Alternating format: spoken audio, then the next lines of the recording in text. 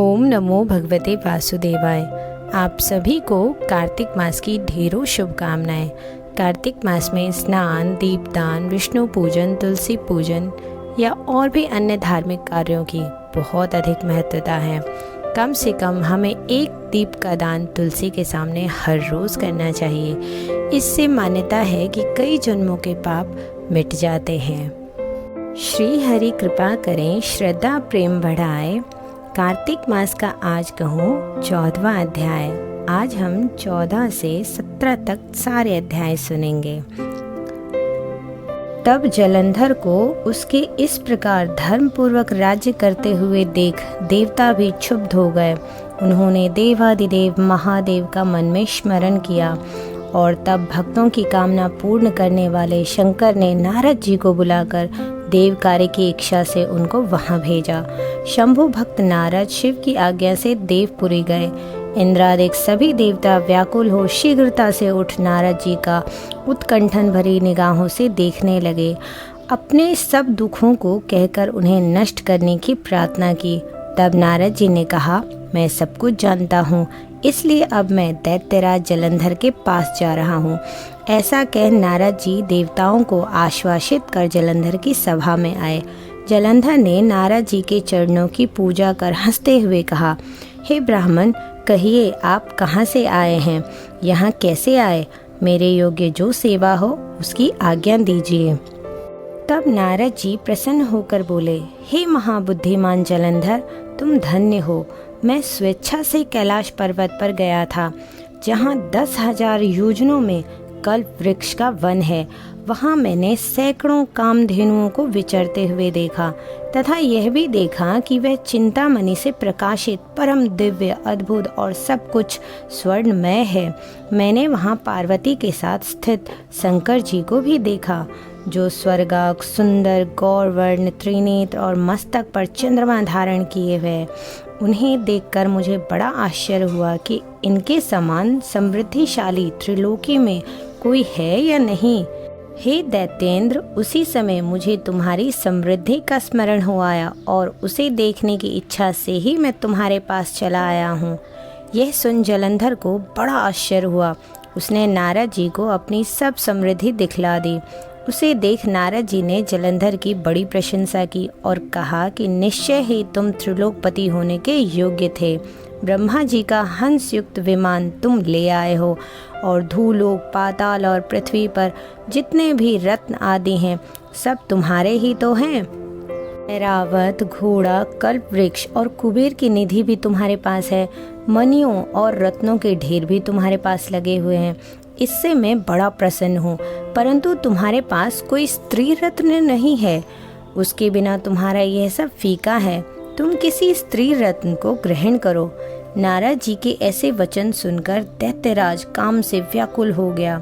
उसने नारद जी को प्रणाम कर पूछा कि ऐसी स्त्री कहाँ मिलेगी जो सब रत्नों में श्रेष्ठ हो।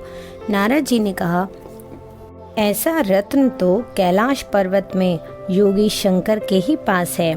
उनकी सर्वांग सुंदरी पत्नी देवी पार्वती बहुत ही मनोहर हैं। उनके समान सुंदरी मैं किसी को नहीं देखता। उनके उस रत्न की उपमा तीनों लोकों में कहीं नहीं है। देव ऋषि उस दैत्य से ऐसा कहकर देव कार्य करने की इच्छा से आकाश मार्ग से चले गए। ये था कार्तिक मास का 14वां अध्याय। अब हम सुनेंगे कार्तिक मास का 15वां अध्याय। श्री भगवान नारायण और माता लक्ष्मी की कृपा सब पर हो अपरंपार। कार्तिक मास का कमल करे 15वां विस्तार। राजा पृथु ने नारद जी से पूछा, हे मुनि श्रेष्ठ, तब दैत्यराज ने क्या किया?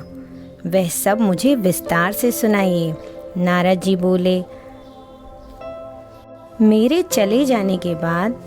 नारद जी के चले जाने के बाद जलंधर ने अपने राहु नामक दूत को बुलाकर आज्ञा दी कि कैलाश पर एक जटाधारी शंभु योगी रहता है, उससे उसकी सर्वांग सुंदरी भार्या को मेरे लिए मांग लो।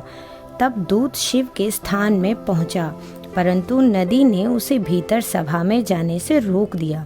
किंतु वह अपनी उग्रता से शिव की सभा में चला ही गया और शिव के आगे बैठकर दैत्यराज का संदेश कह सुनाया। उस राहु नामक दूत के ऐसा कहते ही भगवान शूलपाणि के आगे पृथ्वी फोड़कर एक भयंकर शब्द वाला पुरुष प्रकट हो गया, जिसका सिंह के समान मुख था।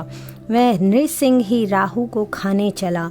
राहु बड़े जोर से भागा, परंतु उस पुरुष ने उसे पकड़ लिया। उसने शिवजी की शरण ली, अपनी रक्षा मांगी। शिवजी ने उस पुरुष से राहु को छोड़ देने को कहा, परंतु उसने कहा, मुझे बड़ी जोर से भूख लगी है, मैं क्या खाऊं? महेश्वर ने कहा, यदि तुझे भूख लगी है तो शीघ्र ही अपने हाथ और पैर का मांस भक्षण कर ले। और उसने वैसा ही किया। अब केवल उसका सिर मात्र ही शेष रह गया था।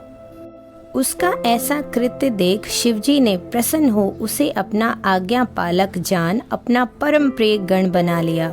उस दिन से वह शिव के द्वार पर स्वकीर्ति मुख नामक गण होकर रहने लगा। ये था कार्तिक मास का 15वां अध्याय। सुनो लगा कर मन सभी, संकट सब मिट जाए। कार्तिक महात्मा का कमल लिखे 16वां अध्याय। राजा पृथु ने कहा, हे नारद जी, ये तो आपने भगवान शिव की बड़ी विचित्र कथा सुनाई है। अब कृपा करके आप यह बताइए कि उस समय राहु उस पुरुष से छूटकर कहाँ गया? नारद जी बोले, उससे छूटने पर वह दूत बर्बर नाम से विख्यात हो गया और अपना नया जन्म पाकर वह धीरे धीरे जलंधर के पास गया। वहाँ जाकर उसने शंकर की सब चेष्टा कही। उसे सुनकर दैत्यराज ने सब दैत्यों को सेना द्वारा आज्ञा दी। काल नेमी और शुंभ निशुंभ आदि सभी महाबली दैत्य तैयार होने लगे। एक से एक महाबली दैत्य करोड़ों करोड़ों की संख्या में निकल युद्ध के लिए जुट पड़े। महाप्रतापी सिंधु पुर शिवजी से युद्ध करने के लिए निकल पड़ा। आकाश में मेघ छा गए और बहुत अपशगुन होने लगे। शुक्राचार्य और कटे सिर वाला राहु सामने आ गए। उसी समय जलंधर का मुकुट खिसक गया, परंतु वह नहीं रुका। उधर इंद्रादिक सब देवताओं ने कैलाश पर शिवजी के पास पहुंचकर सब वृतांत सुनाया और यह भी कहा कि आपने जलंधर से युद्ध करने के लिए भगवान विष्णु को भेजा था। वह उसके वशव्रती हो गए हैं और विष्णु जी लक्ष्मी सहित जलंधर के अधीन हो उसके घर में निवास कर रहे हैं। अब देवताओं को भी वहीं रहना पड़ता है। अब वह बलि सागर पुत्र आपसे युद्ध करने आ रहा है, अतएव आप उसे मारकर हम सब की रक्षा कीजिए। यह सुनकर शंकर जी ने विष्णु जी को बुलाकर पूछा, हे ऋषिकेश, युद्ध में आपने जलंधर का संहार क्यों नहीं किया और बैकुंठ छोड़ आप उसके घर कैसे चले गए?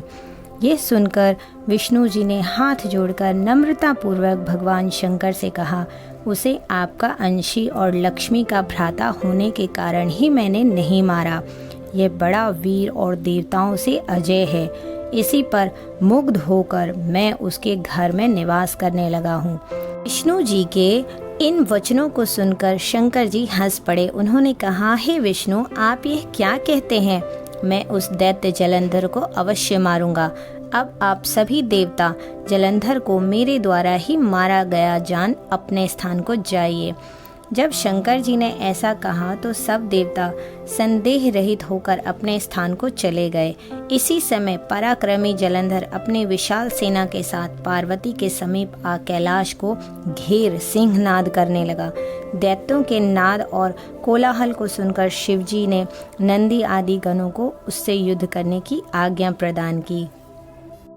कैलाश के समीप भीषण युद्ध होने लगा। दैत्य अनेकों प्रकार के अस्त्र शस्त्र बरसाने लगे। भेरी, मृदंग, शंख और वीरों तथा हाथी, घोड़ों और रथों के शब्दों से शांतित हो पृथ्वी कांपने लगी। युद्ध में कर्मठ मरे हुए हाथी, घोड़े और पैदलों का पहाड़ लग गया। रक्त मांस का कीचड़ उत्पन्न हो गया। दैत्यों के आचार्य शुक्राचार्य जी अपनी मृत्यु संजीवनी विद्या से सब दैत्यों को जिलाने लगे। यह देखकर शिवजी के गण व्याकुल हो गए और उनके पास जाकर सारा वृतांत सुनाया। उसे सुनकर भगवान रुद्र के क्रोध की सीमा न रही। फिर तो उस समय उनके मुख से एक बड़ी भयंकर कृत्या उत्पन्न हुई, जिसकी दोनों जांघें ताल वृक्ष के समान थी। वे युद्ध भूमि में जा सब असुरों का चर्वण करने लगी और फिर वह शुक्राचार्य के समीप पहुंची और शीघ्र ही अपनी योनि में गुप्त कर लिया। फिर स्वयं भी अंतर ध्यान हो गई। शुक्राचार्य के गुप्त हो जाने से दैत्यों का मुख मलिन पड़ गया और वे युद्ध भूमि को छोड़ भागे। इस पर शुंभ, निशुंभ और कालनेमी आदि सेनापतियों ने अपने भागते हुए वीरों को रोका। शिवजी के नंदी आदि गणों ने भी, जिसमें गणेश और स्वामी कार्तिकेय भी थे, दैत्यों से भीषण युद्ध करने लगे। ये था कार्तिक मास महात्म कथा का 16वां अध्याय। इसके आगे 17वां अध्याय प्रारंभ हो रहा है। भक्ति से भरे भाव हे हरि मेरे मन उपजाओ। 17वां अध्याय कार्तिक कृपा दृष्टि कर जाओ। उस समय शिवजी के गण प्रबल थे और उन्होंने जलंधर के शुंभ, निशुंभ और महासुर कालनेमी आदि को पराजित कर दिया। यह देखकर सागर पुत्र जलंधर एक विशाल रथ पर चढ़कर, जिस पर लंबी पताका लगी हुई थी, युद्ध भूमि में आया। इधर जय और शील नामक शंकर जी के गण भी युद्ध में तत्पर होकर गर्जने लगे। इस प्रकार दोनों सेनाओं के हाथी, घोड़े, शंख और भेरी दोनों ओर के सिंहनाद से पृथ्वी त्रस्त हो गई। जलंधर ने कुहरे के समान असंख्य बाणों को फेंककर पृथ्वी से आकाश तक व्याप्त कर लिया और नंदी को 5, गणेश को 5, वीरभद्र को 1 ही बाण मारकर उनके शरीर को छेद दिया और मेघ के समान गरजने लगा। यह देख कार्तिकेय ने भी दैत्य जलंधर को अपनी शक्ति उठाकर दे मारी और घोर गर्जना करने लगे। कार्तिकेय के प्रहार से वह मूर्छित होकर पृथ्वी पर गिर पड़ा, परंतु वह शीघ्र ही उठ पड़ा और क्रोधाविष्ट होकर कार्तिकेय पर अपनी गदा से प्रहार करने लगा। ब्रह्मा जी के वरदान की सफलता के लिए शंकर पुत्र कार्तिकेय पृथ्वी पर सो गए। गणेश जी भी गदा के प्रहार से व्याकुल होकर धरती पर गिर पड़े। नंदी व्याकुल हो गदा प्रहार से पृथ्वी पर गिर गए। फिर दैत्य ने हाथ में परिध ले शीघ्र ही वीरभद्र को भी पृथ्वी पर गिरा दिया। यह सब देख शंकर जी के गण चिल्लाते हुए संग्राम भूमि छोड़ बड़े वेग से भाग चले।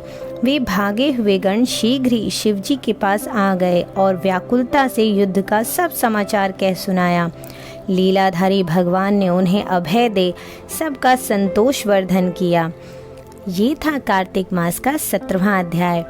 इससे पहले के सभी अध्याय इसी चैनल पे हैं। कार्तिक मास में किया हुआ कोई भी पुण्य कर्म अन्य कर्मों से बहुत ज़्यादा अधिक पुण्य फल की प्राप्ति देता है। दोस्तों, कार्तिक महात्म कथा के श्रवण से कई जन्मों के पाप मिट जाते हैं और पुण्य फल की प्राप्ति होती है। धार्मिक कथाओं का श्रवण करने से माता लक्ष्मी और भगवान श्री हरि नारायण की कृपा सदैव बनी रहती है। दोस्तों, धार्मिक कथाओं का श्रवण जहाँ तक संभव हो ज़रूर कीजिए और ऐसी कथाओं और कहानियों के लिए इस चैनल को सब्सक्राइब, वीडियो को लाइक और शेयर ज़रूर कीजिए। ओम नमो भगवते वासुदेवाय।